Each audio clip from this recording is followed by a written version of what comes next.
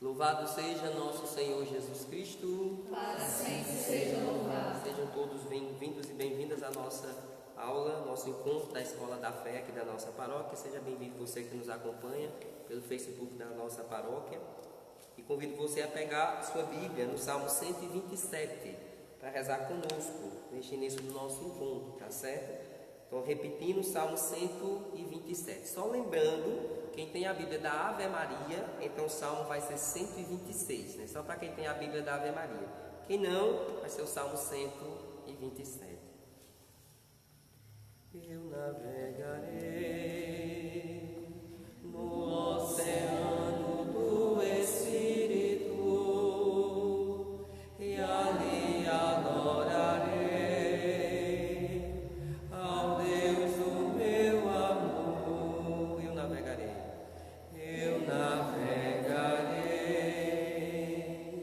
no oceano do Espírito e ali adorarei ao Deus do meu amor. Espírito, Espírito, que desce como fogo, vem como em Pentecostes e enche-me de novo. Espírito, Espírito, que desce como fogo, vem como em Pentecostes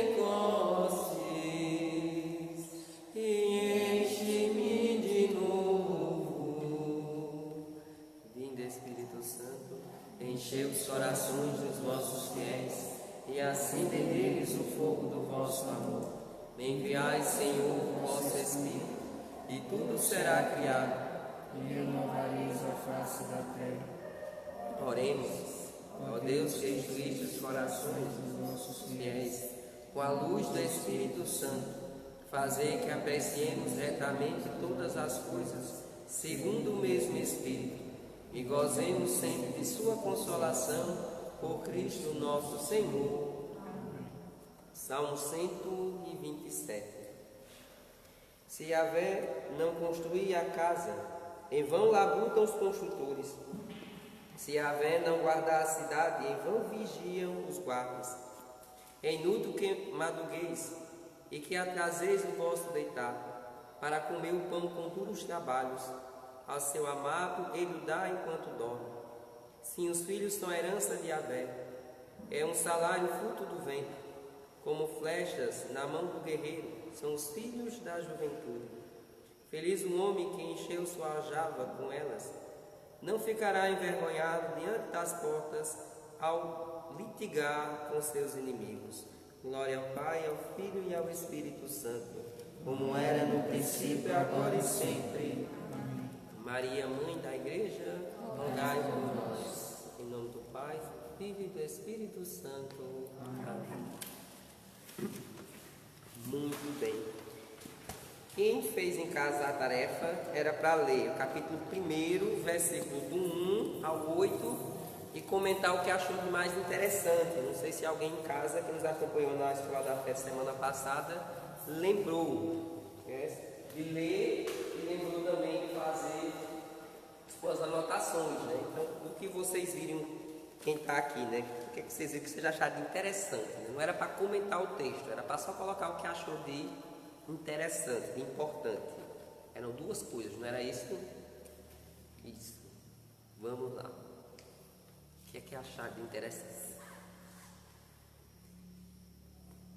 Nada? Falem. Versículo 8. O que é que tens? Eu sou o Alfa e o Ômega, diz o Senhor, Deus, aquele que era e vem, Deus Todo-Poderoso. Muito bem. Quem mais quer dizer? O que é que achou de interessante? Versículo 5, finalzinho do 4, comecinho do 5. Onde fala, quem são esses 7 espíritos? Aí, como a questão da nossa dificuldade de entender a simbologia, eu já fiquei me questionando. O que será que quer dizer isso? Já ficou a curiosidade, mas assim. E o versículo 7, quando diz: aquele que vem com as nuvens e todo olho verá. Eu vi até aí.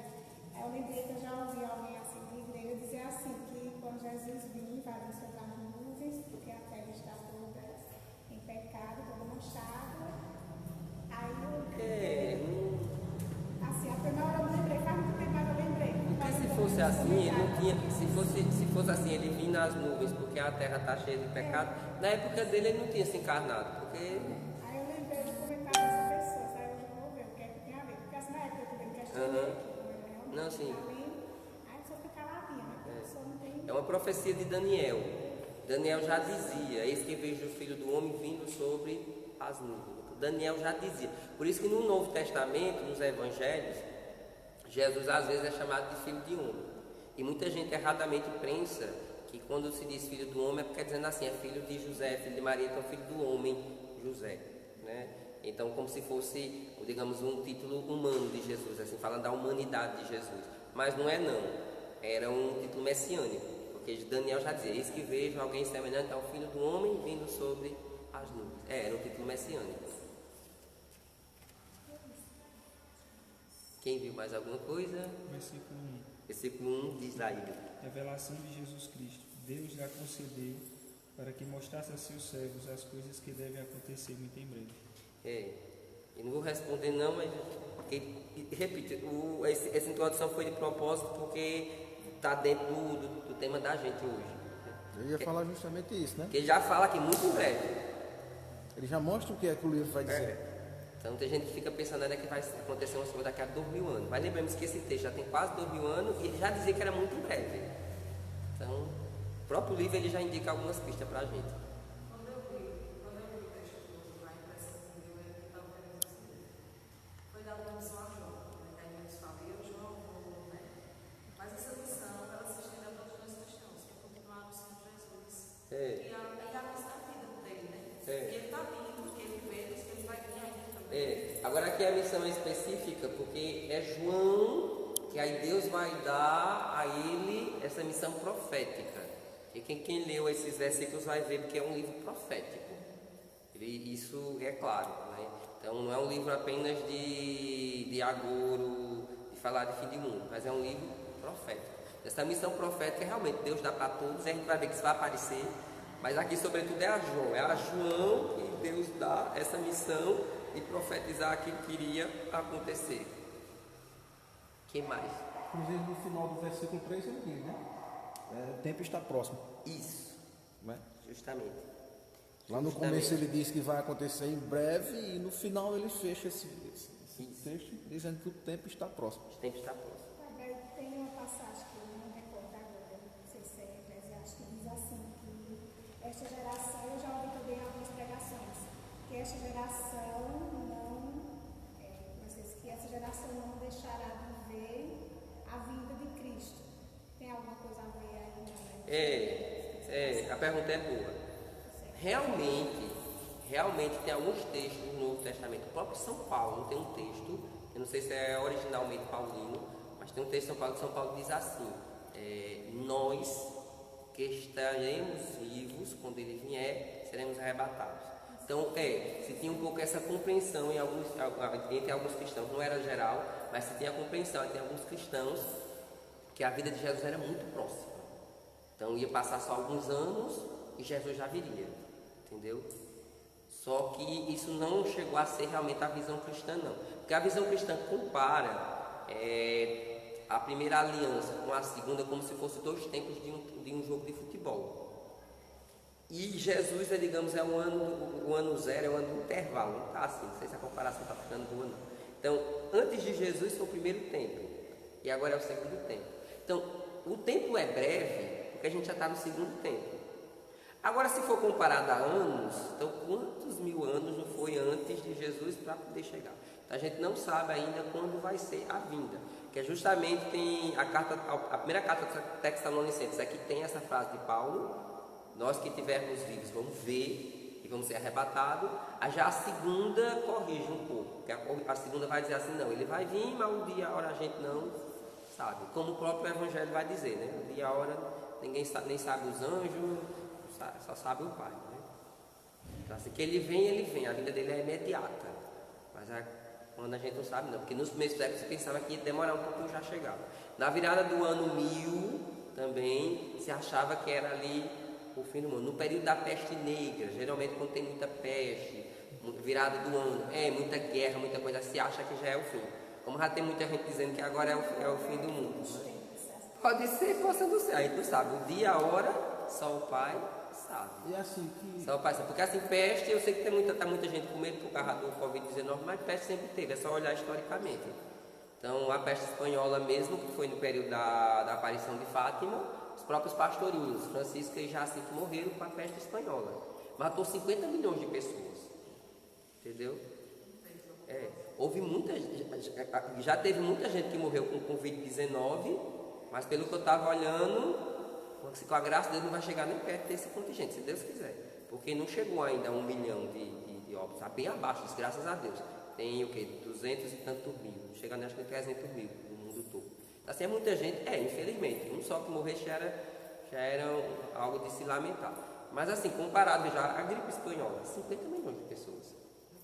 Então veja, já teve epidemias na história da humanidade pior. O problema é que a gente quer olhar só o tempo que a gente vive, né? Aí seria um erro meu olhar só os 40 anos que eu vivi. O mundo tem muito mais anos do que 40 anos. E às vezes é bom ter um pouco um olhar histórico para a gente ver. E teve outras epidemias tão piores como a nossa. A própria peste negra na Europa morria mais gente do que nascia. Então a população não crescia mais. Começou a diminuir, porque morria mais do que nascia. Também foi uma peste terrível. Na época não tinha a medicina que a gente tinha hoje, nem etc. E se eu não me engano, não sei se foi uma pulga que era que transmitia. Enfim. E assim, o que chamou também, lendo o texto, é que na época, né, eles estavam, as igrejas no caso, os cristãos eles estavam assim, muito, meio que desanimados, com a perseguição grande. Isso. E é como se fosse um texto para reanimá-los, para reviver a fé, né? Perfeito. Na Apóstolo de Deus a gente fala um pouquinho sobre isso. Que é um dos objetivos do Apocalipse, é reanimar a fé em período de perseguição, em período de sofrimento. Alguém quer dizer mais alguma coisa? Pronto, vamos pegar a nossa apostilinha. Hoje no começo a gente vai fazer assim, pega um pouco a apostilha e pega um pouco a Bíblia. Quem está em casa aqui não está com a apostilha, fica estudando, que o padre vai lendo, e quando for na Bíblia você pega na sua Bíblia em casa, certo? Que a gente vai ler um pouquinho na apostilha e depois a gente vem para a Bíblia, certo? E assim vai ficando, tá? Então veja. Primeiro, é bom dizer algumas compreensões errôneas acerca do livro do Apocalipse. Porque, veja, é um dos livros mais, digamos, conhecido na questão da boca, quem já não ouviu falar do livro do Apocalipse. Mas, ao mesmo tempo, é desconhecido porque muita gente ou não lê por medo ou tem uma compreensão errada do livro do Apocalipse. Então, basicamente, ele é assim, é um livro muito conhecido, porque já foi feito filme, já se fez, falou muita coisa, se fez até uma novela recentemente na Record, falando sobre o livro do Apocalipse, mas no fundo, se tem mais medo. Às vezes alguns filmes e às vezes até as novelas, em vez de ensinar e ajudar a gente a compreender um pouquinho o livro, só piorou, fez a gente ter mais medo do livro do Apocalipse. E vamos ser sinceros, todo mundo tem medo do livro do Apocalipse. Eu não sei se alguém que está me acompanhando tem esse mesmo medo. Eu, quando era muito novo, eu li o livro do Apocalipse, com 10 anos, um dia já partilhei aqui, eu já tinha lido todo o Novo Testamento, o Apocalipse estava junto, mas eu tinha medo. À noite mesmo eu não lia o livro do Apocalipse. Porque eu não li o livro do Apocalipse. Porque, pelo menos lá em Itaquaritinga, se tinha uma história que dizia, se a gente lesse o livro do Apocalipse de noite, a gente ia sonhar com coisa ruim, ia acontecer isso, ia acontecer aquilo. Eu tinha medo, eu li o livro do Apocalipse durante o dia. Mas à noite, eu sempre tenho medo de ler o livro do Apocalipse, tá certo? Então, há algumas coisas que se falam muito que é errado sobre o livro do Apocalipse. Primeiro, se diz que é um livro que fala do fim do mundo. Se fala do fim do mundo, quem quer ler? Quem quer saber do fim do mundo? O cristianismo, é bom dizer, nunca pregou o fim do mundo. Tem, às vezes, alguma igreja cristã, tem, às vezes, algum pregador que prega. Mas o cristianismo, enquanto doutrina, enquanto pensamento, nunca pregou o fim do mundo. A gente já sabe, por conta das descobertas científicas, que o mundo pode acabar por conta que o mundo é finito, enfim, tem um sol que só pode se acabar, para dar descoberta científica, mas o cristianismo nunca pregou o fim do mundo. Ele prega a segunda vinda de Jesus e a renovação do mundo. Por isso que o Apocalipse fala novos céus e nova terra. Não é só os filhos de Deus, não é só a gente que vai ser restaurado e renovado em Cristo, mas o próprio mundo, a própria criação de Deus vai ser renovada. Por isso que São Paulo, ele diz assim: a criação de Deus geme esperando o dia da renovação dos filhos de Deus. Então toda a criação um dia vai ser renovada. Então ele não fala do fim do mundo. Diga nele. Qual seria a melhor resposta? Ou para alguém, ou até para a gente mesmo. Quando a gente escuta alguém dizer assim. Não, deixa eu te adiantar que você sabe a primeira. Eu sei que você quer antecipar. Mas foi a primeira compreensão, a gente vai chegar, certo? Segunda, as pessoas têm muito medo de ler. Muito medo mesmo de ler o livro do Apocalipse por conta disso. Terceira, tem muito filme que retrata o Apocalipse como se fosse o fim do planeta. E a palavra Apocalipse acabou sendo ligada a como se fosse uma tragédia. Vamos olhar. E não sei se alguém notou quando a gente leu a introdução, que nessa parte, no começo ele diz revelação de Jesus Cristo. Tem livro que traduz assim, Apocalipse de Jesus Cristo. Porque Apocalipse, a palavra Apocalipse justamente significa algo que está escondido e que vai ser revelado. Então, dependendo da tradução, tem tradução na palavra revelação, colocar Apocalipse. Porque Apocalipse não fala de tragédia, não fala de fim de mundo, não é algo, não um cataclismo, né? Um desastre, né? Algo que vai acontecer, o fim do planeta. O Apocalipse ele fala de algo que está escondido, que agora vai ser revelado, tá certo? O Apocalipse, ele só quer dizer que tudo tem um fim e só Deus é que não tem um fim. Então, o livro do Apocalipse, uma das propostas do livro é dizer que tudo tem um fim. Tudo é finito, só não é finito Deus. Porque não é verdade? Tudo, tanto a gente como tudo que há em nossa volta, tudo é finito. Só não é finito Deus. Tudo é finito, certo? Quando o Apocalipse fala de fim, não é do planeta, mas de tudo que Deus criou. Então, quando até o livro do Apocalipse ele vai falar de fim, como tem algumas passagens, ele não está falando do fim do mundo, do fim do planeta, mas ele está falando de tudo aquilo que é criado. Tudo que é criado por Deus tem um começo e terá um fim. Só Deus é que não teve começo e nunca vai ter fim. Então ele está falando de tudo aquilo que é criado por Deus. O fim de tudo, o que não é Deus. Tá certo? O Apocalipse fala de novos céus e novas terras. Trata-se de uma nova criação. E esta nova criação, para o livro do Apocalipse, já começou. Novos céus e nova terra. Padre, é por isso que aqui nessa parte que diz aqui Deus não tem fim, se você for aqui no 8, que a gente leu, né? Diz que ele é o alfa e o ômega. Fim, né? Porque o alfa e o ômega é a primeira letra do alfabeto grego, né? E a última. Perfeito. Pegue sua Bíblia, como a gente disse, a gente vai estar se alternando um pouquinho, né? A gente vai pegar uma apostila e depois volta para a nossa Bíblia, tá certo? Então, o mesmo que foi a tarefa de casa, capítulo 1, versículo do 1 ao 8, tá certo? Então, o livro do Apocalipse, capítulo 1, versículo do 1 ao 8. Pronto. Quem está em casa também, pode pegar para acompanhar conosco, tá certo? Veja aí, eu vou lendo, você vai acompanhando na sua Bíblia, tá bom? Revelação de Jesus Cristo. Deus lhe concedeu para que mostrasse aos seus servos as coisas que devem acontecer muito em breve. Algumas coisas que são bem interessantes aí. Primeira coisa, como eu disse, aparece a revelação de Jesus Cristo. Então, o livro do Apocalipse não é, a palavra Apocalipse não fala de desastre, mas é algo que estava escondido, que agora vai ser revelado. Por isso que é revelação de Jesus Cristo. Segunda coisa, não sei se notaram, diz assim, que Deus lhe concedeu para que mostrasse aos seus servos. Aos seus servos. Então veja, o livro do Apocalipse, quando a gente fala mais de simbologia, a gente vai entender. Mas o livro do Apocalipse, diferente dos evangelhos, então ele não tem a pretensão de ser um livro para todo mundo entender. Como é um período de perseguição, e é bom dizer qual é o contexto do livro do Apocalipse, o que está acontecendo. Os cristãos estão sendo perseguidos. Os cristãos estão sendo mortos.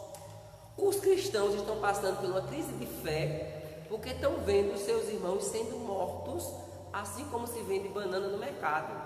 Tá certo? Então é só você pensar um pouquinho. São comunidades pequenas. Tem comunidade que era 50, 100 cristãos. E aí de repente, numa única perseguição, se mata 20, 30 irmãos. Só para se ter uma ideia, o César Neto nasceu uma loucura. Então ele matou numa única noite vários cristãos.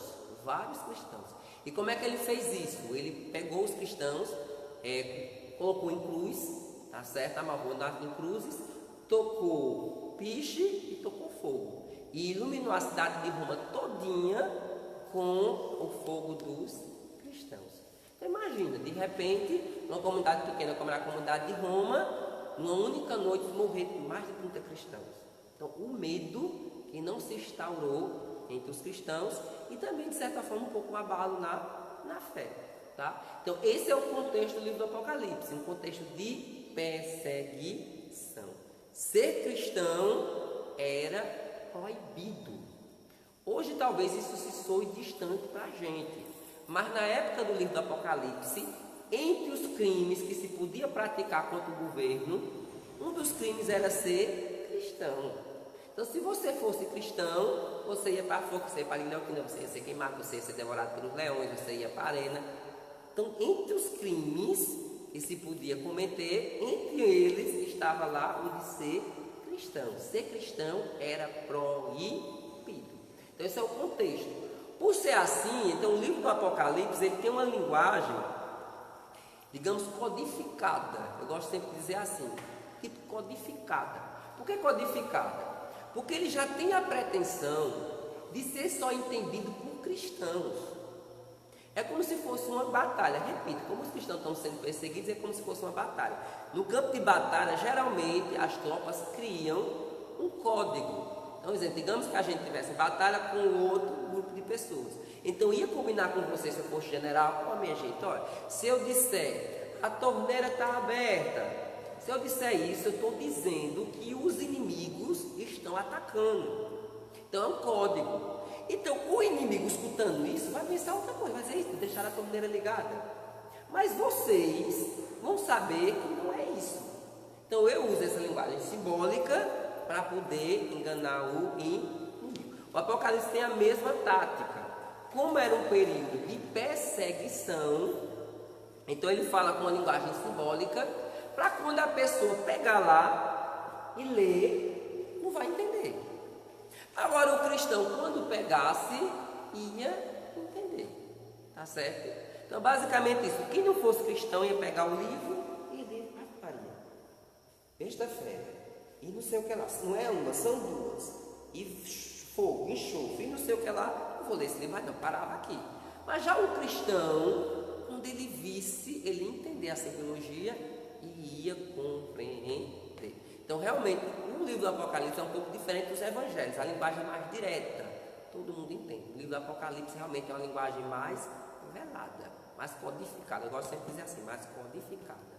A gente precisa saber os símbolos para poder entrar no livro do Apocalipse, tá certo? E eu sei que alguém já deve estar pensando, padre, então por que a gente lê e não entende? Quer dizer que a gente não é mais cristão? Não. Realmente a nossa geração é um pouco diferente da geração de lá, vamos ser sinceros, então tem um pouco isso. E também porque a gente perdeu um pouco as referências dos símbolos. Tem alguns símbolos que eram muito conhecidos nas comunidades cristãs, que agora já não são tanto. Tá certo? Vamos embora. Ele a manifestou com sinais por meio de seu anjo, enviado ao seu servo João, o qual atestou tudo quanto viu, como sendo a palavra de Deus e o testemunho de Jesus Cristo. Então, essa profecia, essa revelação vai ser dada a João, para ele, em nome de Jesus, passar para todos os seus servos. Certo? Aí tudo bem. Tem uma coisa interessante já no versículo 3, que diz o quê? Feliz o leitor e o ouvinte das palavras dessa profecia, se observarem o que ela está escrito, pois o tempo está próximo. Porque aparece uma coisa interessante, porque ele diz assim, feliz o leitor e o ouvinte. Por quê? Porque era um livro para ser lido em assembleia. Lembremos que a gente não tem essa facilidade que a gente tem hoje com o livro bíblico. Na época do Apocalipse, não tinha assim, não tinha a imprensa. Então, geralmente, os livros escritos eram enormes.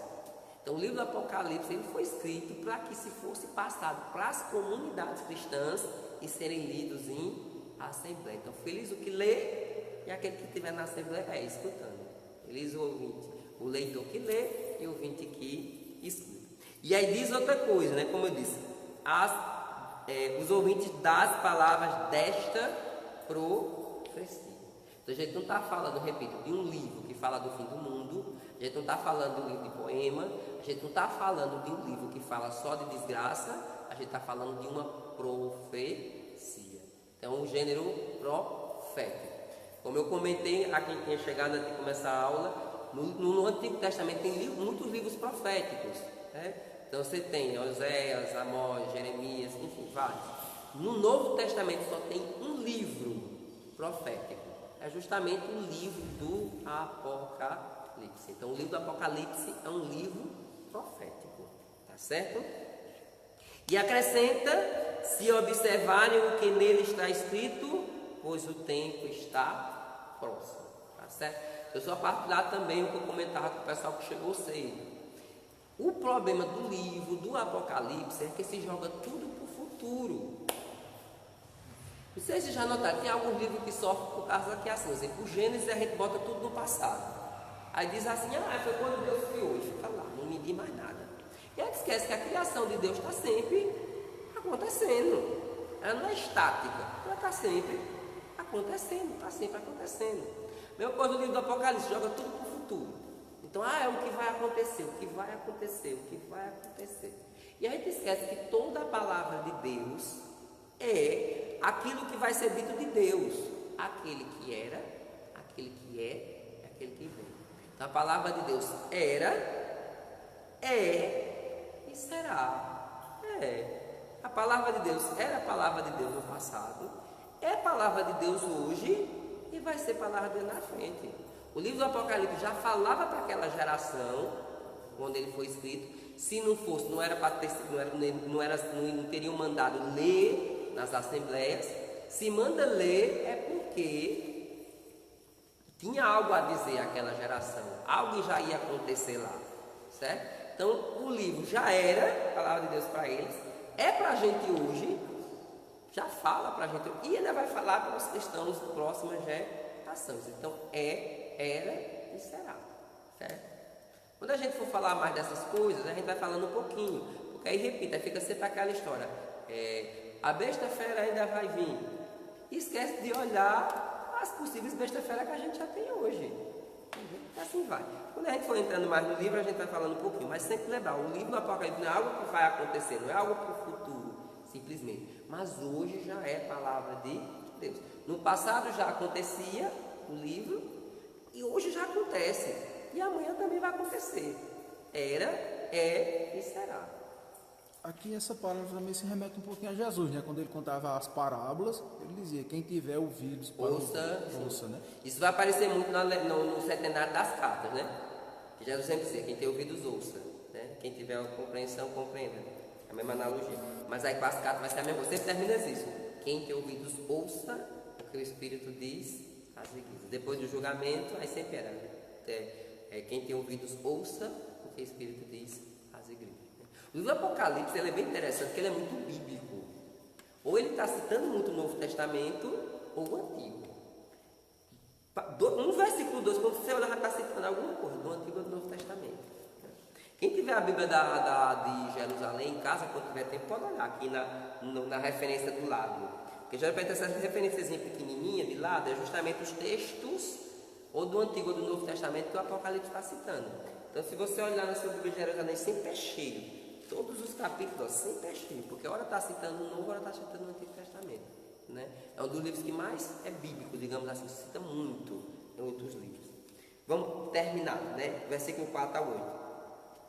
João, as 7 igrejas que estão na Ásia, a vós, graça e paz, da parte daquele que é, daquele que era, daquele que vem. Só a título de curiosidade, essa expressão, aquele que era, aquele que é, aquele que vem, é a tradução do novo nome de Deus no Antigo Testamento.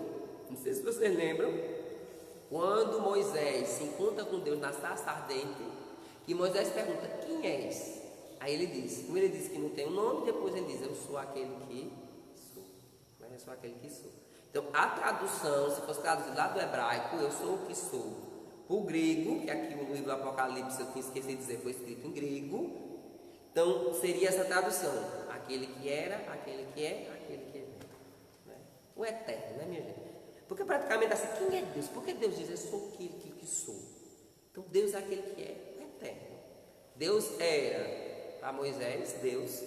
Deus era para os apóstolos, Deus. Deus é para a gente, Deus. Deus será Deus. Ele é. E aí também indica caminho. Quer saber quem é Deus? Caminha com Ele. Não tem como saber Deus de forma unicamente teórica. Você pode até estudar. São Tomás de Aquino, né, ele falava um pouco sobre isso. Né? Até se dizem que ele, quando ele terminou a Suma Teológica, que é um senhor tratado de teologia, ele pegou e mandou queimar. Por quê? Porque ele teve uma revelação mística de Deus e ele disse, tudo que eu escrevi não é nada comparado àquilo que Deus é. Porque Deus se revela no caminho, não só de forma teórica. Né? Por mais que você teorize Deus, Ele ainda vai continuar muito acima daquilo que a gente teoriza. Né? Então, só para dizer, na Bíblia isso aparece muito, né? Eu sou aquele que sou, ou seja, aquele que era, aquele que é, aquele que vem. Quer saber quem é Deus? Caminha com Ele. Estuda também. Aí está na escola da fé, tem que estudar. Estuda, conheça a palavra, mas não deixe de caminhar com Ele. Sabe Deus, conhece Deus, quem caminha com Ele. Vamos adiantar. Da parte dos 7 espíritos que estão diante do seu trono, da parte de Jesus Cristo, a testemunha fiel, o primogênito dos mortos, o príncipe dos reis da terra. Essa questão dos espíritos, para falar para explicar, Neide, são os dons. Quantos são os dons do Espírito? Até que é o Espírito Santo que está diante de Deus. Quer dizer que é 7 espíritos, né? São os 7 dons. E é engraçado que ele diz também da parte de Jesus Cristo. Aí coloca que é a testemunha fiel, o primogênito dos mortos, por isso que ele vai insistir tanto, aquele que estava morto e agora vive, aquele que vive, aquele que tem as chaves da morte, aquele que vive, aquele que vive, aquele que vive, né? Primeiro que ressuscitou dos mortos. E também o príncipe dos reis da terra. Que é engraçado, porque esse é um período de perseguição, onde o Império Romano está perseguindo os cristãos, já começar dizendo que Jesus é o príncipe de todos os reis da terra, significa que ele está acima de todos. E é interessante, porque no livro do Apocalipse a gente vai ver que na época dele existia o chamado culto ao imperador. O imperador era considerado uma divindade. Então se tinha por obrigação, por decreto real, se adorar o imperador. Por isso que muito cristão foi para a fogueira. Por isso que muito cristão perdeu a vida. Porque eles se negavam. E é muito interessante que o livro já começa dizendo isso, que ele está acima de todos os outros reis da terra. Ou seja, o imperador não é Deus.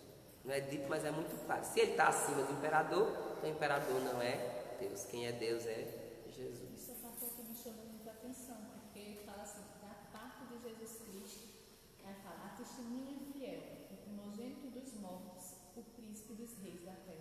3 coisas que eles falam de Jesus Cristo. Testemunho fiel a gente já viu na Semana Santa, né? E ali na Seja da Paixão, tanto do Servo Salvador, mas de São Paulo, né? O Cristo se fez obediente até a morte e morte de cruz. Então, que foi fiel até o fim. Por isso que é a testemunha fiel. Só que ainda em ser a testemunha fiel é aquele que ressuscitou, primogênito dentre os mortos. E aí está acima de todos os reis da terra. Os reis da terra. Continuando. Aquele que nos ama e que nos lavou de nossos pecados com seu sangue e fez de nós uma realeza de sacerdotes para Deus seu Pai, a Ele pertence a glória e o domínio pelos séculos dos séculos. Amém. Que interessante, né? Que ele diz que a gente resgatou, fez de nós, né, uma realeza e sacerdotes, né? Que é aquilo que vai dizer, se eu não me engano, é São Pedro. Deus nos fez uma nação de profetas, sacerdotes e reis. Era justamente eu ia perguntar sobre o que significa isso aí, quando ele fala assim, uma realeza de sacerdotes. Isso, eu já estou citando Pedro para dizer, né? Porque Deus fez de nós, os cristãos, um povo de profeta, sacerdotes e reis. Vocês já ouviram isso? Vou botar a pergunta, porque tem gente que está apaixonado do batismo aqui. Por quê? Por que a gente é isso? O que isso significa? Que isso é para ser dito no batismo, viu? Não sei como é que está a tua postura não, mas é para ser dito no batismo. Porque a gente no batismo, a gente não é só feito apenas filho de Deus, não. Vocês tudo viram esses dias, como é Páscoa, todos os textos, eles de certa forma falam do batismo. Fala do batismo, fala da vida cristã. Tem um dizia que o batismo, ele fazia filho, mas precisava ter a consciência de filho. Achei bem interessante. Porque a gente tem muita gente batizada que fala que tem consciência de filho. Mas por que Cristo fez de nós uma nação de profetas, sacerdotes e reis? Vamos começar por parte. Reis. Que fez de nós uma nação de reis. Reis e rainhas, né, para a menina dizer que eu estou sendo machista, né? Por quê? Não pensando. Por que é dito que é uma geração de sacerdotes? E por que é dito que é uma geração de profetas? Eu não acredito que... Boa noite. Eu não acredito que eu vou sair sem a resposta. Não é para a coordenadora da pastoral do batismo. A gente fala, na realidade, a gente fala assim, na hora da consagração, mas aí a gente, no caso agora que o professor está falando, a gente está entendendo assim, que é o contrário. Não é que eu tinha outra ideia, que a gente deve ter Jesus como sacerdote, profeta e rei. Não que ele fez a gente sacerdote. Isso, mas porque é assim. Por isso que eu fiquei na Porque ele é assim mesmo. Sacerdote. Jesus é o único e eterno sacerdote. A gente tinha em participação com ele. Então Jesus é o único rei. Mas a gente tem participação e assim vai. Né? Se eu falar mais, eu dou a resposta. Mas eu quero ver se a resposta sai. Porque todo Cristo é convidado a ser sacerdote. Vamos por parte. Por que ele diz que a gente é resgatado para ser rei, para reinar? Não é mais ou menos isso, né? É realeza para reinar. Vamos por parte, né? Vamos por parte, para a pergunta não ficar difícil. Sobre o sacerdócio tem aqui, Êxodo 19, 6. Não, certo, deixa a Bíblia lá. Vamos por parte. Eu sei que vocês querem que o sacerdote é mais fácil, né? Os três: rei, profeta e sacerdote. Rei, por quê? Como seria? Quando eu falo no batismo, na questão de ser rei, porque para a gente obedeça, como eu disse, né? Eu entendi que ele sacerdote, profeta e rei, não rei, para que a gente obedeça como autoridade soberana. É o quê? Isso, tá mais certo. Isso, perfeito, tá certo. Gente, Deus fez da gente uma nação de reis, de realeza, porque Ele nos chama para a gente reinar e divulgar o reino que é dele. Ele não diz? Qual foi a pregação, o começo da pregação? O tempo se completou, o reino chegou. Convertei-vos e crede no Evangelho. Ele não falava muito da chegada do reino. O reino está próximo, o reino já chegou, o reino já está no meio de vocês. Então lembremos, a gente é chamado a participar do reino e a gente é chamado a difundir o reino. Eu sei que alguém estava pensando assim, não, padre, mas o reino não é lá para o céu. Mas lembremos, eu já disse isso aqui, existe uma coisa chamada escatologia. O já e o ainda não. O reino não é agora, é ainda não. A gente já deve começar já. Por quê? Porque se agora eu já não busco o reino de Deus, se eu morrer, eu não vou para o reino. Então é o já e o ainda não.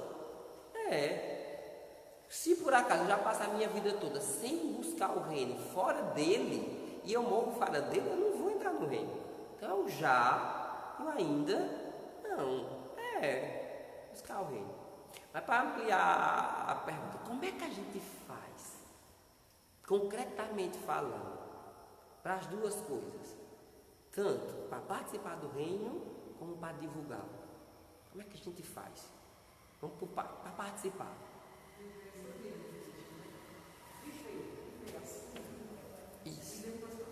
Isso, tá certo. Lembremos do Evangelho de domingo. As ovelhas escutam a minha voz. Como é que a gente participa do reino? Vivendo digamos, os mandamentos do reino. Vivendo aquilo que é os apelos do reino. E como é que a gente vai para divulgar? Já vivendo. O próprio viver já vai ser uma divulgação. Já vai ser a semente do reino se espalhando. Por isso não é à toa que Jesus vai dizer assim, vede como eles se amam. Não sei se vocês já notaram, né? Quando ele diz assim, se amáveis uns aos outros, os outros vão ver e vão dizer, vede como eles se amam. Quando ele fala do amor, da fraternidade entre os irmãos, então ele diz, se vocês viverem minha palavra, se vocês se amarem, os outros vão vir e vão dizer, veja como é interessante, veja como os cristãos vivem diferente. E eu quero ser como eles. Já que a gente está falando do livro do Apocalipse, você sabe melhor do que eu. E aqui, como era um período de perseguição, tinha uma coisa interessante. Olha a coisa interessante, só queria ser cristão quem realmente queria ser cristão. Porque uma pessoa que tivesse assim à toa, não queria ser cristão, ia morrer de graça, que nem diz a história. Então realmente só queria ser cristão quem de fato queria. Os outros não queriam. Então você tinha cristãos que viviam bem a sua experiência cristã. Não é que nem hoje. Infelizmente tem cristão que vive, mas tem cristão que nem vive e ainda desmotiva quem vive.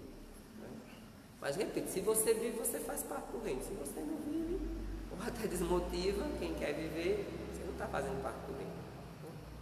Porque é uma nação, foi de rei, porque é uma nação de profetas.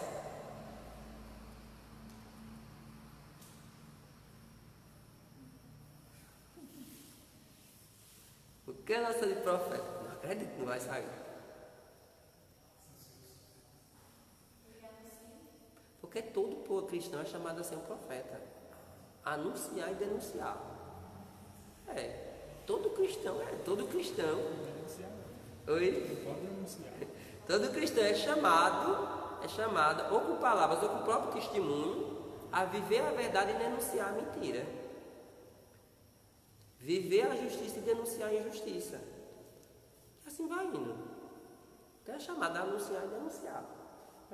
Todo cristão é chamado a ser profeta. Acho que eu já disse isso em outras aulas. O profeta não é um adivinho.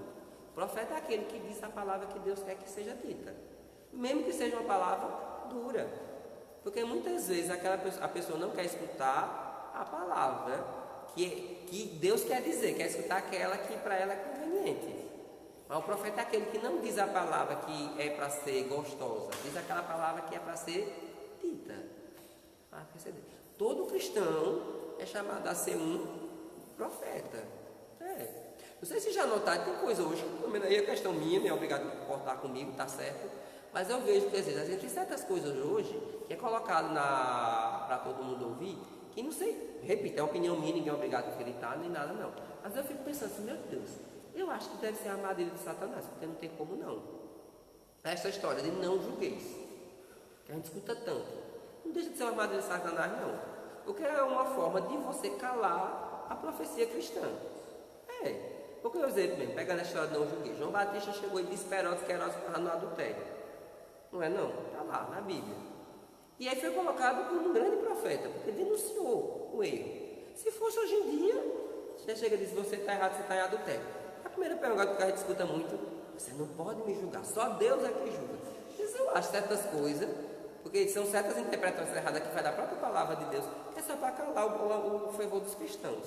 Esse negócio não toca, você não pode ofender, você não pode ofender, você não pode ofender, você não pode dizer, olha, está inculcado dizer isso, você não pode dizer a verdade. Se disser a verdade e a pessoa se ofender, você não pode ofender. Quem é você ofender? Existem certas coisas que eu acho que é justamente para calar a profecia dos cristãos. Por isso que a gente tem poucos profetas. E às vezes quando tem um bom profeta, uma pessoa que tem coragem de dizer a verdade que deve ser dita, a gente começa a chamar de chato, muito radical, muito isso, muito aquilo. Não é? Você passa coisa que taxa, né? Radical, é chato, é muito grosso, é muito isso, é muito direto. É a forma que a gente taxa hoje. Às vezes é a forma de calar os profetas. Mas lembrar, todo cristão é chamado a ser um profeta. Chamado a ser um profeta. Sacerdote, para a gente fechar o círculo, né, Igor? Está cochilando.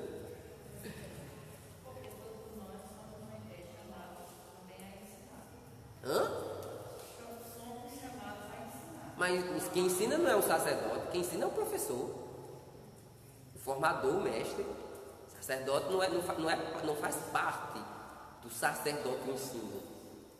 Aí você está pensando isso assim, que você diz assim, mas padre, o senhor não ensina? Mas porque dentro da missão que a igreja me chama como ministro dela, aí tem a parte do ensino, da catequese. Mas como sacerdote tem algo específico que já está dizendo aqui, sacrifício. Aí eu sei que alguém já deve estar dizendo, mas padre, qual é o sacrifício que a gente oferece? Você. O problema, infelizmente, hoje, os cristãos não são mais cristãos. Já que a gente está falando do Apocalipse mesmo, os cristãos não são mais cristãos. Estão perdendo o que é essencial da vida cristã. Eu vou dar só 2 textos para vocês lembrarem. Eu sei que todo mundo já sabe, até que em casa já sabe. O que é que Nossa Senhora pediu primeiro para os pastorinhos? A gente, toda vez que a gente escuta Fátima, aí fica chato. Nossa Senhora pediu para rezar o texto. Foi uma das coisas. Mas na primeira aparição, já no finzinho, Nossa Senhora olha para os 3 e diz assim: querei-vos oferecer-vos a Deus. Pode pegar lá, não precisa secretar em mim não. Vá lá, a Nossa Senhora termina perguntando isso para o menino. Crianças, que hoje em dia você fala, a gente diz até para um adulto, fica dizendo, eita padre, isso é uma linguagem muito radical. Mas foi para crianças. A gente está falando de crianças de 7, de 9, de 11 anos. Nossa Senhora perguntou: quereis oferecer-vos a Deus? E o que é que está lá na carta aos Romanos? Que uma vez, um dia desse, eu mandei vocês para fazer em casa, tarefinha de casa. O que é que Paulo vai dizer? Eu vos exorto, irmãos, em nome de Jesus, que oferecei vossos corpos a Deus. Isso é o vosso culto espiritual. Então, por que é sacerdote, gente? Porque você é chamado a doar a sua vida para Deus. Opa, não é só o padre, não. A gente hoje em dia joga tudo para os consagrados. Aí diz assim, que é só o consagrado que tem por obrigação doar a sua vida para Deus. Não é não. O consagrado vai doar de uma forma diferente. Mas todo cristão é chamado a ofertar a sua vida para Deus. Olha, vou dizer uma coisa que isso é verdade, acho que eu não disse isso aqui não. Só existe no cristianismo uma espiritualidade. Hoje em dia que tem espiritualidade, tudo que é canto. Mas só tem uma, que é justamente a que o livro do Apocalipse vai falar tanto, já que a gente está falando ali, vai para dizer. Só existe uma, que é o que? O martírio. A palavra testemunho, no livro do Apocalipse, é martírio. É martírio. Então o testemunho cristão, a espiritualidade cristã sempre vai ser representada do martírio. Por quê? Aos pouquinhos você deve morrer. Aos pouquinhos você deve morrer para a vida velha e ofertar a sua vida para Deus. E isso não é só padre e freira não, viu? Padre e freira de uma forma mais particular. Mas todo cristão, por isso que todo cristão é sacerdote. Porque o sacerdote cristão não só é aquele que oferece um sacrifício a Deus, mas não tem nada a ver com ele, como era o judaico. O sacerdote cristão, ele oferece e é oferecido. Porque o padre na missa, e vocês respondem com amém, diz o quê? Olha, por ele, com Cristo e em Cristo. Então Você não só está oferecendo Jesus, não, você está se oferecendo. Aí diz assim, mas o padre que diz, mas você não responde para mim? Você está dizendo no final que crê naquilo, está se oferecendo também. O padre oferece toda a comunidade, porque ele é quem está ali presidindo, em nome de Cristo, mas é toda a comunidade com o padre que está se oferecendo ali, por Cristo, com Cristo e em Cristo. Não existe outra espiritualidade sem ser a do martírio. As outras espiritualidades que se tem hoje devem estar junto com isso. Então, exemplo, depois do martírio, hoje a gente tem o quê? Tem os padres que se consagram, tem as freiras que se consagram, enfim, se fala consagração no casamento, mas tudo isso deve ser em prol desse martírio. Por que começou-se na igreja, que o primeiro movimento que se surge depois do martírio são os monges? Porque teve gente que deixou tudo, deixou a esposa, deixou o marido, foi-se embora para o deserto, viveu uma vida extrema de semi-sacrifício, que era o martírio branco. Quando se cessou as perseguições no ano 300, que foi até o ano 300, 300 e pouco, quando acabou-se a perseguição, então os cristãos não estavam mais derramando sangue. Então, entre os cristãos se surgiu uma espiritualidade, para quê? Para se viver o martírio, não de sangue, mas o martírio do dia a dia. E aí surgiu os monges. Mas todo cristão, ele deve dia a dia estar morrendo por pecado, vivendo uma vida nova e se ofertando para Deus, entregando a vida para Deus. Todos, viu? Não só sou eu não, viu? Por isso que todo cristão é sacerdote. E é muito interessante que a gente está falando no livro de perseguição, onde tem muito cristão morrendo por Jesus, ele começar já dizendo que os cristãos são uma nação de reis e de sacerdotes. Olha que interessante, sacerdotes. Eles são chamados a entregar a vida para Deus. Vamos embora. Versículo 7, não é isso? Eis que ele vem com as nuvens, e todos os olhos o verão, até mesmo os que o transpassaram, e todas as tribos da terra baterão no peito por causa dele. Sim, amém. Eu sou o Alfa e o Ômega, diz o Senhor, aquele que é, aquele que era e aquele que vem, o Todo-Poderoso. Então, só colocando, né? Esse que vem sobre as nuvens, como eu já tinha antecipado, é uma visão de Daniel, falando sobre o Messias, né? Esse que eu vejo, o Filho do Homem vindo sobre as nuvens com poder e com glória, tá certo? E por fim ele fala, eu sou o Alfa e o Ômega. Para quem não sabe, é a primeira e a última letra do alfabeto grego. O livro do Apocalipse foi escrito em grego. Ele está falando que ele é o princípio e o fim de todas as coisas. Como a gente antecipou, quando o livro do Apocalipse fala do fim das coisas, está falando de tudo aquilo que não é Deus, tudo que é criatura de Deus, porque Deus é o Alfa e o Ômega, o princípio e o fim de todas as coisas, o eterno, nunca teve começo e nunca vai ter fim. Vou levantar essa mão. No capítulo 4 e no 8, versículo, no caso, né? Versículo. Ele repete por 2 vezes. Aquele que é, aquele que era e aquele que vem. Isso. Tem alguma ligação? Não, é só para enfatizar mesmo, né? É que nem Jesus fazia, é verdade, eu digo, só para dar uma tonalidade maior, tá certo?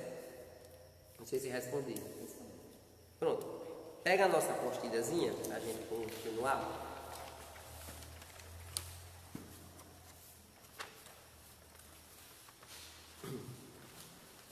Veja, uma das visões que é bom para a gente ver e entender um pouquinho essa questão da renovação do mundo, é como se o nosso mundo, tudo que é criado, fosse uma casa velha, né? Casa velha, que Deus precisa renová-la, tá certo? Como se fosse uma casa velha, que Deus precisa renovar. A casa está caindo, e se Deus não renovar, ela vai se acabar. Então é como se fosse uma casa velha que precisa ser renovada, tá certo? Então essa casa velha está sendo reconstruída, porque o principal da casa é o homem, e Deus já começou uma nova criação do homem em Cristo ressuscitado. Por isso que o Apocalipse fala tanto, o vivente, aquele que vive, aquele que vive. Deus já começou a restaurar e reconstruir essa casa velha, que é tudo que foi criado por meio da ressurreição do seu Filho Jesus. Porque o que tem de principal na casa é o ser humano, como se fosse o alicerce. E aí Deus já começou a restaurar esse alicerce em Cristo Jesus. Tá certo? O novo céu e a nova terra para o Apocalipse já começou quando Cristo ressuscitou. Só precisa ser terminado, chegar até a cobertura da casa. O alicerce já foi renovado. Não sei se lembram que o próprio Pedro, ele diz que nós somos pedras no edifício espiritual, né? Fazendo essa analogia.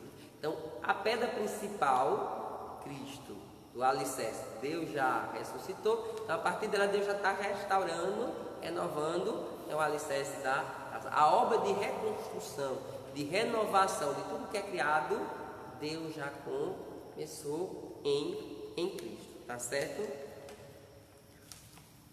O que o Apocalipse quer dizer não é nos fazer medo, falando de fera, de dragão, de besta. Não é isso que ele quer. Ele usa uma linguagem simbólica, mas ele quer nos dar uma garantia. Ele se apresenta como uma profecia. E lembremos, profecia não é uma adivinhação. Profecia é uma palavra que Deus dá garantindo uma coisa que ele vai fazer. Exemplo, o que seria uma profecia, né? Dentro da questão da garantia de Deus, né? Exemplo, semana passada eu não garanti que ia ter escola da fé hoje, né? Quando alguém pergunta, tem escola da fé, padre? Tem. Próxima semana tem escola da fé. Então veja, não é uma adivinhação, né? Mas foi uma garantia. Eu garanti que semana que vem, no caso, semana passada, que hoje teria escola da fé.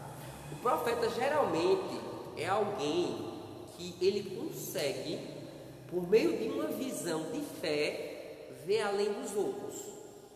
Consegue ver aquilo que Deus vai fazer, ou aquilo que Deus quer fazer, antes dos outros perceber. Então, exemplo, só para dizer, alguém já deve ter lido um pouquinho sobre o profeta Jeremias.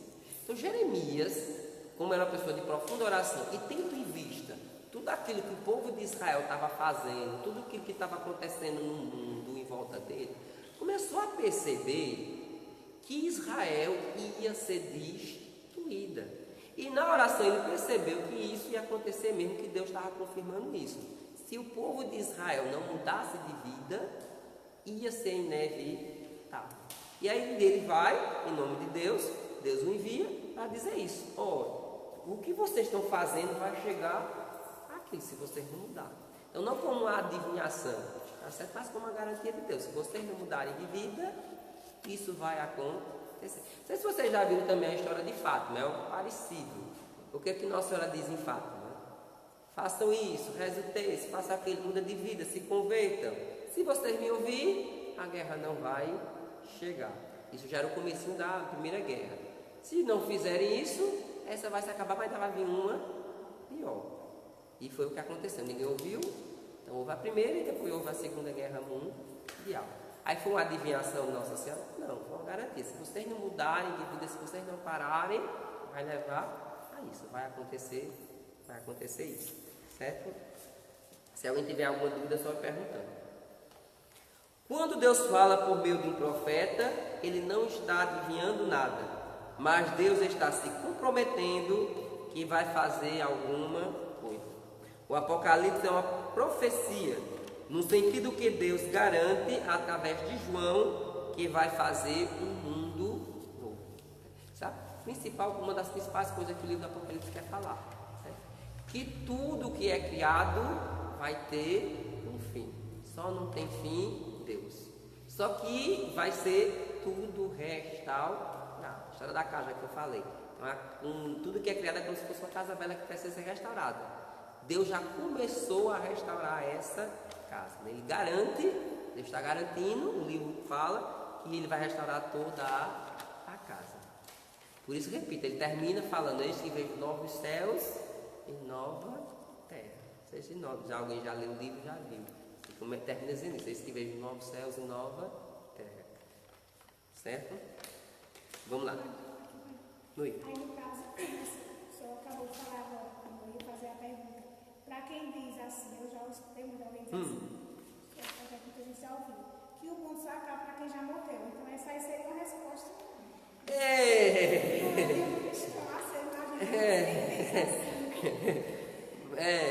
A gente vai, eu não vou antecipar, porque a gente vai tocar um pouquinho nessa história da morte.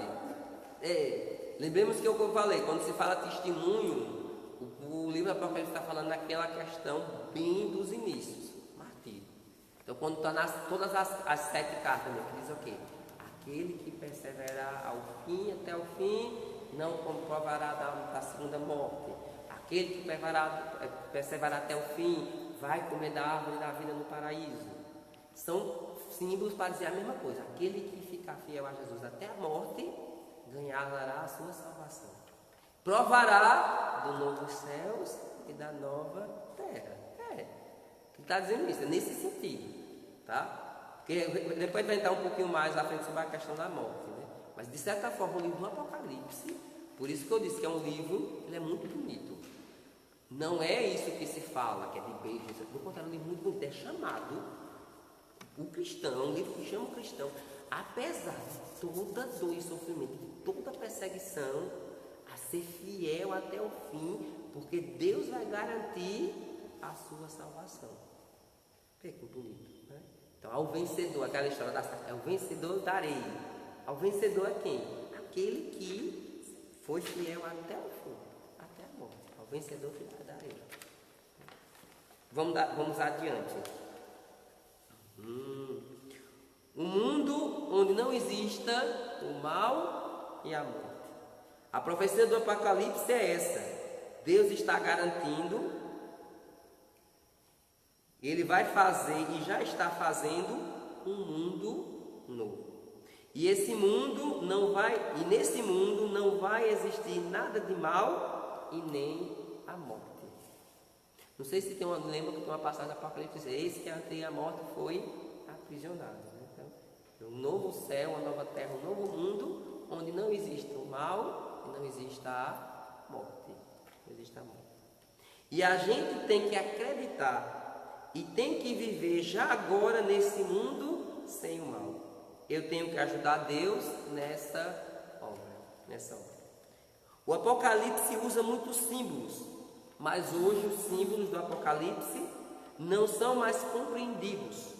Na época, seus leitores tinham clareza.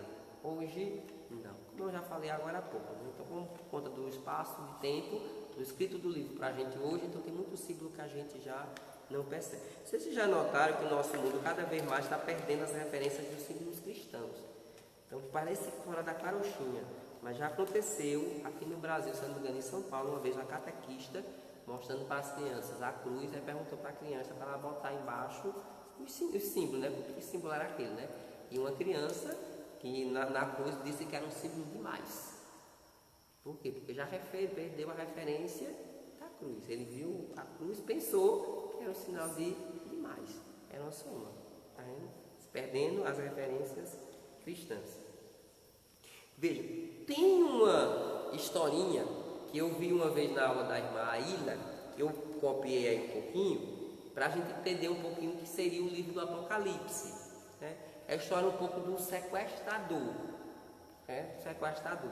Tá certo? Um pai de família que deixou o filho em casa e precisou sair, e nesse meio tempo veio um sequestrador e se apossou do seu filho. Tá certo? A gente é um pouquinho que vem agora, tá bom? Porque essa história do sequestrador, eu escutei numa aula dela e realmente ajuda muito a gente entender um pouquinho o que é que o livro Apocalipse quer dizer, tá certo?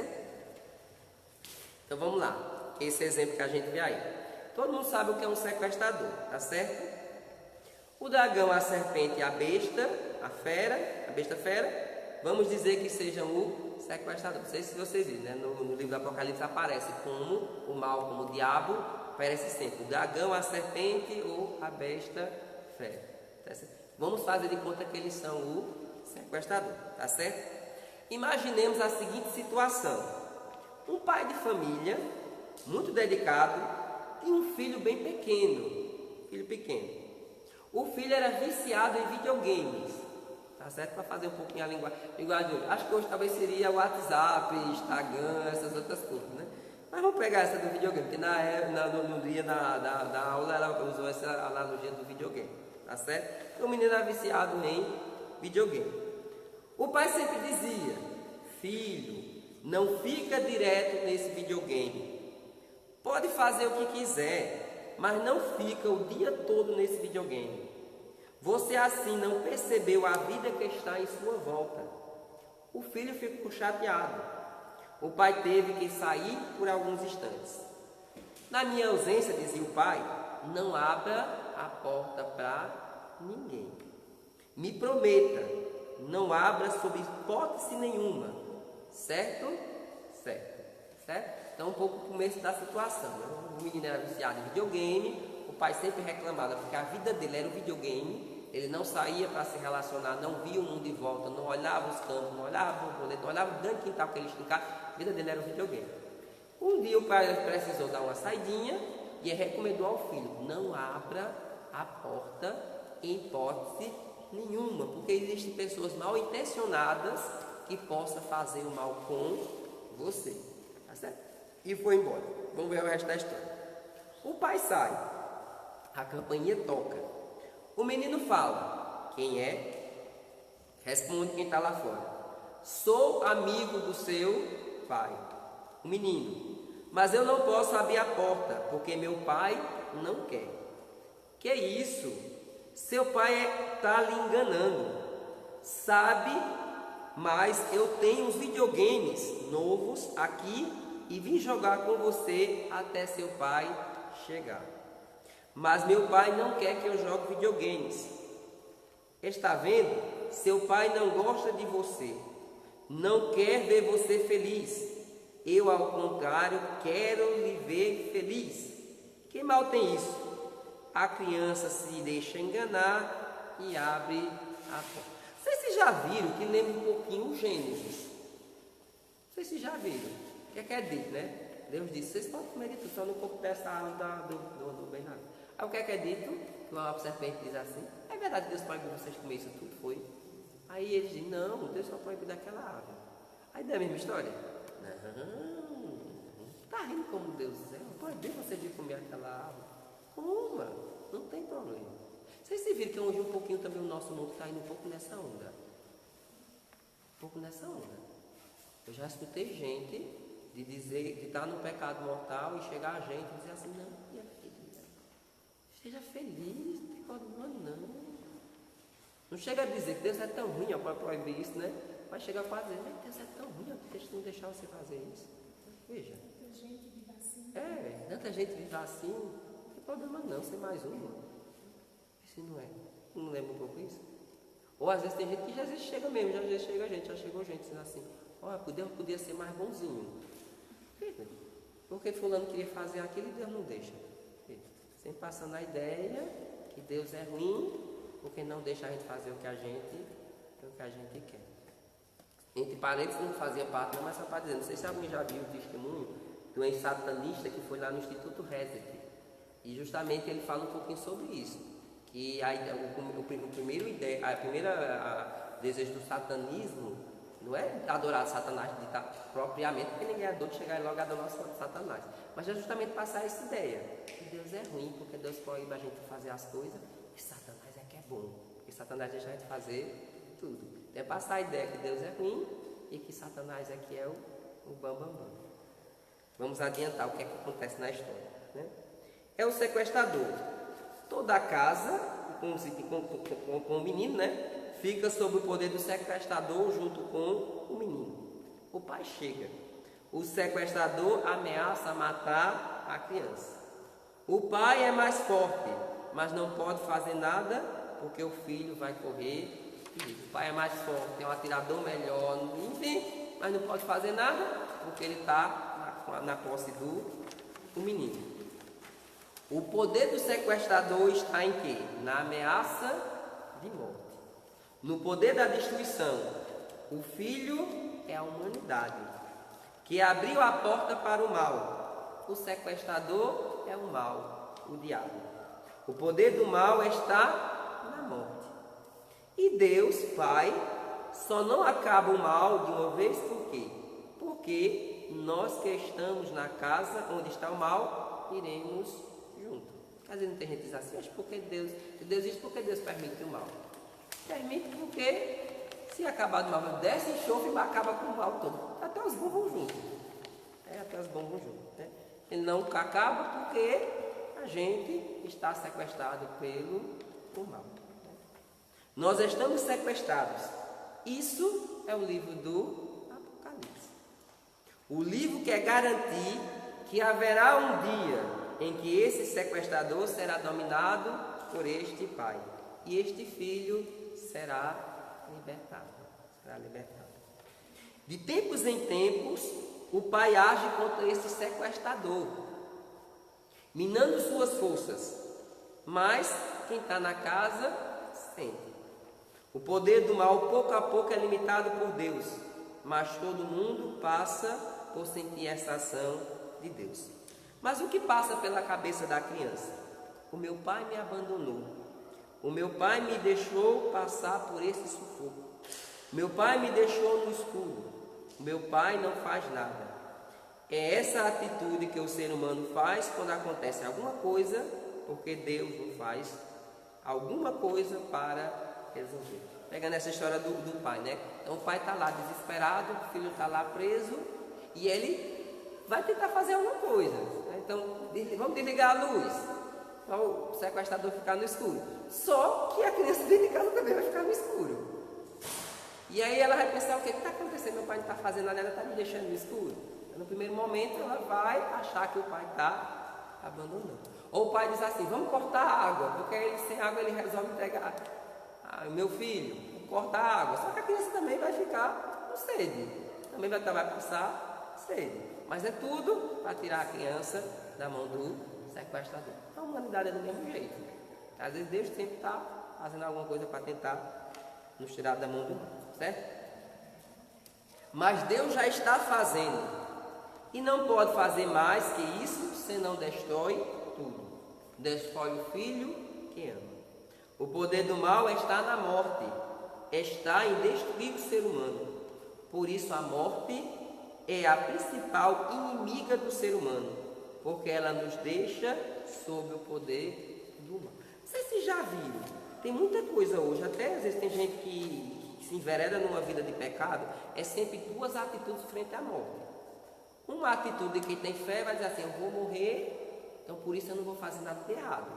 Por quê? Porque quando eu morrer eu vou me encontrar com Jesus, então eu não quero me condenar. Essa é uma atitude de quem tem fé. Mas quem não tem fé vai dizer o quê? Eu vou morrer mesmo? Então vou? Sempre é a história da morte. Né? Sempre é a história da morte. Então a morte é a grande inimiga do ser humano. Ô padre, que morte é essa? A morte física, né? Não está falando da morte eterna, não. Fica bom perguntar. Porque no caso do Cola da Catel eu falei isso, né? Então quem tem fé diante da morte física vai ter uma atitude. Qual é a atitude? Então eu tenho fé, eu sei que vou morrer, vou comparecer diante de Deus. Então diante dele eu não quero me condenar. Que seria a segunda morte, a morte eterna. Então eu vivo direitinho, fazendo a vontade de Deus, para quando eu morrer fisicamente e por paraíso. Agora já quem não tem fé vai ser outra atitude. Qual é a outra atitude? Eu vou morrer mesmo, morrer o cabeça, não vai acontecer nada. Então aí vou pintar e bordar, um dia eu vou morrer mesmo. A atitude de quem não tem fé. São duas atitudes. Mas lógico que a gente está falando da morte física, não da morte eterna. E aí que está a questão do livro do Apocalipse, que é bonita. Né? O novo céu e a nova terra é justamente no paraíso. Mas da morte em si ou da consequência da morte? Porque assim, os cristãos... Não, se da consequência da morte. Porque ele está falando da morte física, né? Uhum. Não, eu sei que tu está entendendo, né? O que está perguntando. Mas porque assim, veja. A experiência da morte física, todo mundo vai passar por ela. A gente está falando da morte física. Agora, a alma, ela é eterna. Então, a alma é que não vai morrer. A gente vai passar pela experiência de morte física, mas não vai morrer. Por quê? A gente vai viver eternamente. Mas a morte física, o corpo não vai passar pela experiência de morte. Depois, a gente quer também que vai ser ressuscitado o corpo, né? Mas que queira, o corpo vai passar pela experiência de morte. Então, essa morte física. Agora, repito, né? Então, a morte é só o começo de uma nova vida. Não sei se deu para entender. Eu acho que quando eu falei, estava passando a impressão que era a morte e era só a primeira, né? Mas não é não. Mas de queira o que não queira é o que amedronta, né? história da pandemia mesmo. Não estou dizendo que a gente não devia se cuidar, porque toda vez quando a gente fala, eu fico pensando, meu Deus, o povo fica pensando que eu estou dizendo que não é para se cuidar. Devemos se cuidar. Mas vamos ser sérios, é o povo morrendo de medo, porque botou na cabeça de quem pegou o Covid-19 vai morrer. Então já botaram na cabeça quem pegou já vai morrer. E aí todo mundo está com medo do quê? De morrer. Então, mesmo muita gente dizendo assim, não, a gente sabendo e dizendo, a gente vai viver eternamente, mas fica sempre com medo, não fica? Imagina que a gente tem fé, a gente fica com alguns pequenos receios. Então a morte realmente, ela acaba sendo a inimiga nesse sentido, porque ela faz com que as pessoas, às vezes, se paralisam, tenham certas atitudes, enfim. Deixa eu tentar me explicar melhor. Mas porque, veja, vou responder dentro do livro do Apocalipse. Lembremos que a gente está num período de perseguição. E aí você tem cristãos morrendo fácil. Então, mesmo entre os cristãos, se começou a fazer a dúvida, a pergunta, onde está Deus? Que não está vendo nada disso? Onde está Deus que não está vendo esses irmãos sendo trucidados? Porque uns eram comidos pelos leões, outros eram queimados. Então, onde está Deus que não está vendo os cristãos sofrendo isso?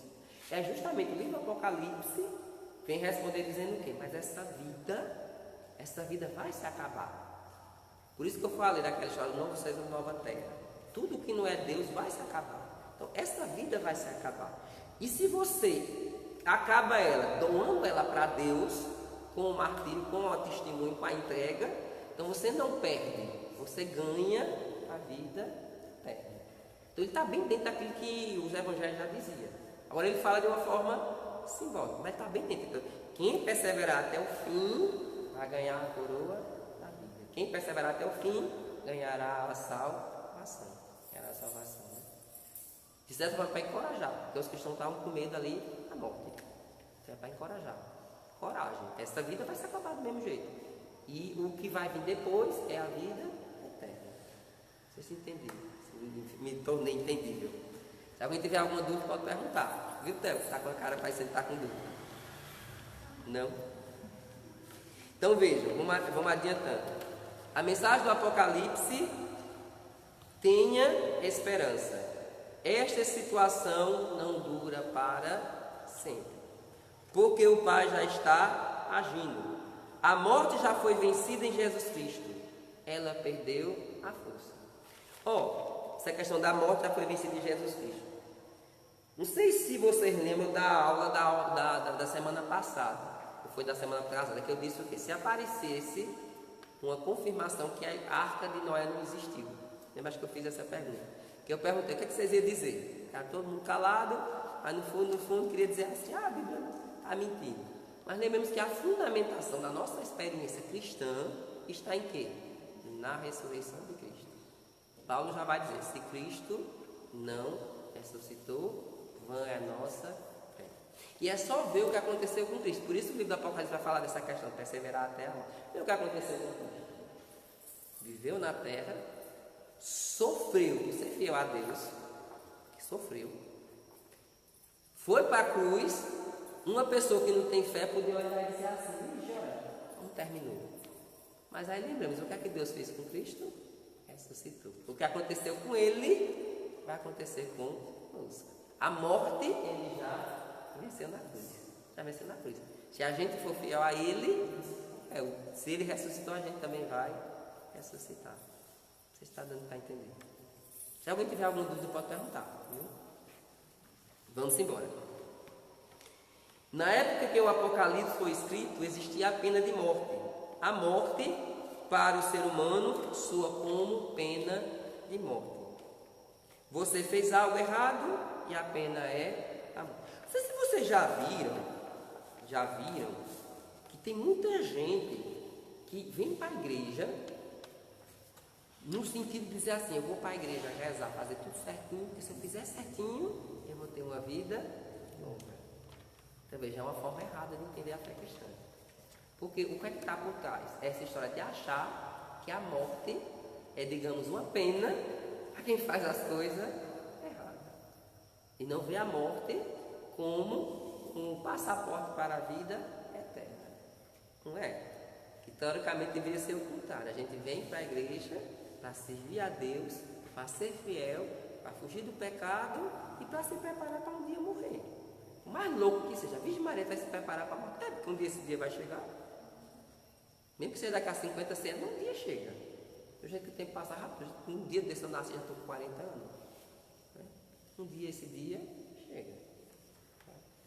E aí pode olhar que tem gente que vê a morte quase como se fosse uma pena para quem faz as coisas erradas. Então eu faço tudo certinho, se eu fizer tudo certinho eu vou ter vida longa. Mas Jesus fez tudo certinho.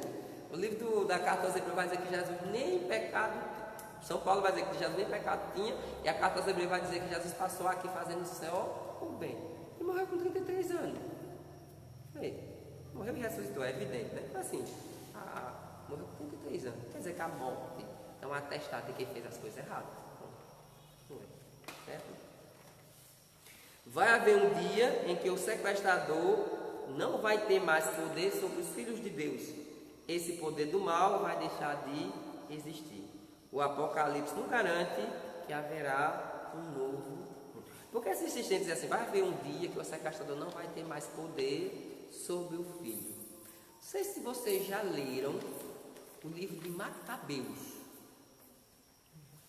Não lembra? O que é dito no livro de Macabeus? O último filho, quando o imperador vai matar ele, né, chama a mãe para me convencer, porque já tem morrido 6 irmãos. A mãe, em vez de desencorajar, encoraja ele. E depois o menino diz assim, está esperando mais o quê? Essa irmã que você está tirando ela, o rei do céu vai me dar outra lá no paraíso. Pode cortar à vontade. Por que uma pessoa chega a fazer isso? Porque sabe que vai chegar um dia que a morte não vai mais ter o poder sobre aquela pessoa. Quando vai chegar, tem que ele morrer. Porque ele morreu, que chegou no paraíso, a morte não vai ter mais poder sobre aquela pessoa. É bem interessante a vida de alguns mártires por conta disso, né? Aquele menino mesmo mexicano, São José Sanches de Rio, né? Ele convenceu a mãe para poder entrar no exército cristeiro, dizendo a ela que nunca se foi tão fácil chegar ao paraíso. Que a mãe não queria, que ele era muito pequeno, e aí chegou para a mãe e fez, mamãe, deixa eu ir, nunca foi tão fácil chegar ao paraíso. Aí com a resposta do menino, a mãe deixou. E aí para convencer ele, para ele negar a fé cristã, a fé católica, aí fizeram o que? Eles espancaram ele, mataram, na véspera, mataram um amigo dele para ele ver, no outro dia bateram nele, tiraram a pele do pé e obrigaram ele a sair de onde ele estava até o martírio dele, andando com os pés assim. 2 quilômetros, foi. E aí quando chegou lá, estava o pai e a mãe lá, e aí para pedir para ele renunciar, né?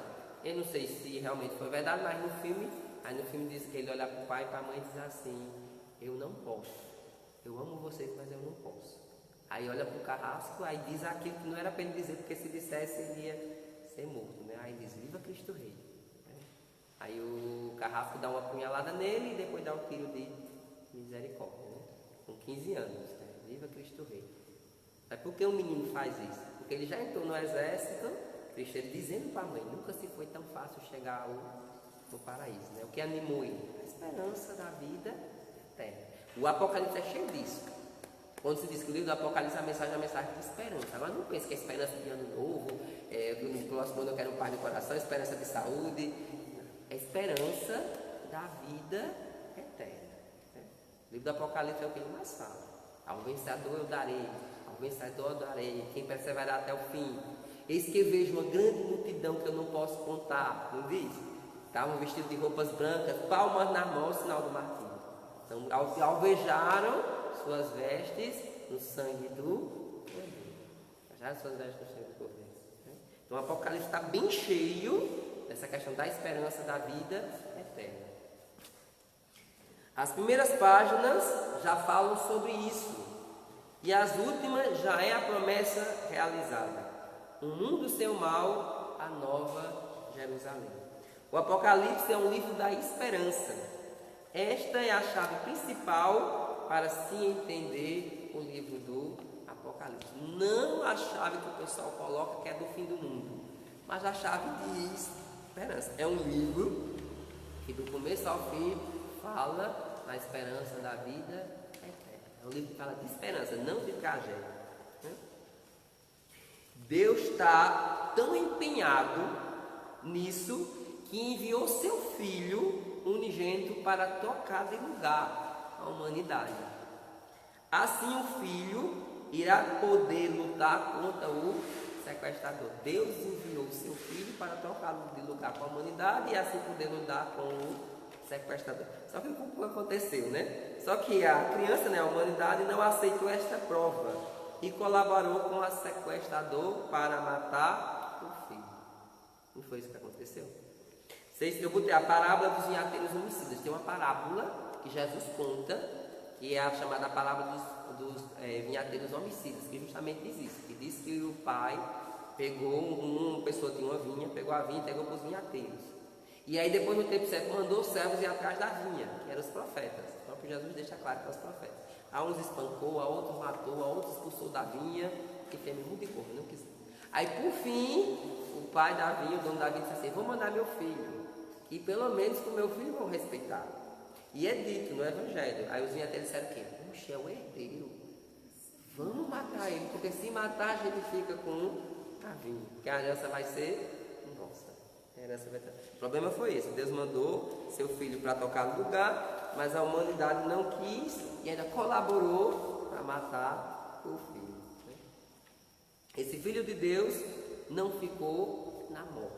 É isso que a gente está comemorando desde o domingo de Páscoa. Ele vive.